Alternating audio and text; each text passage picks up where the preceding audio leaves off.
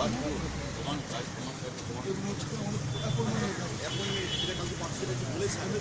সব বিষয় যা এখানে বলা হলো আপনাদের প্রতিনিধি যা বলেছেন এখানে এই সব বিষয়ে আমরা বিধানসভায় বারংবার উত্থাপন করি এবং খালি আপনাদের ব্যাপার না, কলেজের ব্যাপার না, বিশ্ববিদ্যালয়ে কি হচ্ছে, কলেজে কি হচ্ছে, স্কুলে কি হচ্ছে, শিক্ষক নিয়োগে কি হচ্ছে, আংশিক সময়দের জন্য কি হচ্ছে, এবং খালি এইসব ব্যাপার নয়, সামগ্রিকভাবে শিক্ষাক্ষেত্রে যে নৈরাজ্য চলছে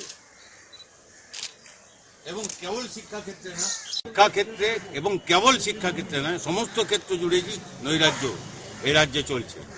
আর আমার প্রতিদিন এ কথা বলতে বলতে আপনারা শুনে শুনে বিরক্ত হয়ে থাকবেন, আমারও বলতে ভালো লাগে না, প্রত্যেক দিন একই কথা বলতে হয়। এ রাজ্যে যা হচ্ছে কাজে এটা নতুন কিছু না, এটা হচ্ছে তার অংশ মাত্র। মানুষকে প্রতিবাদে নামতে হচ্ছে, প্রতিবাদী একমাত্র রাস্তা।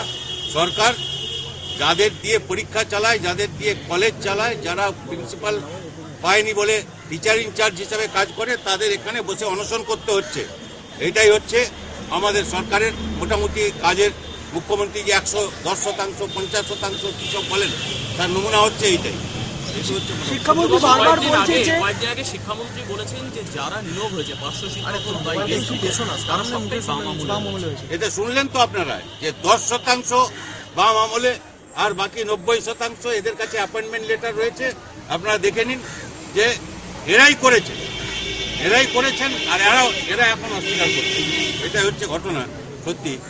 তো আমি বলেছি যে যদি ওরা বলেন যে, আমি মুখ্যমন্ত্রী নিয়ে বলি, অন্যদের বেশি বলি না, মুখ্যমন্ত্রী যদি বলেন যে এইটা হয়েছে তাহলে বুঝবেন এটা হয়নি। যদি বলেন এটা হয়নি, মানে পার্কস্ট্রিটে কিছু হয়নি, তাহলে বুঝবেন নিশ্চয়ই হয়েছে।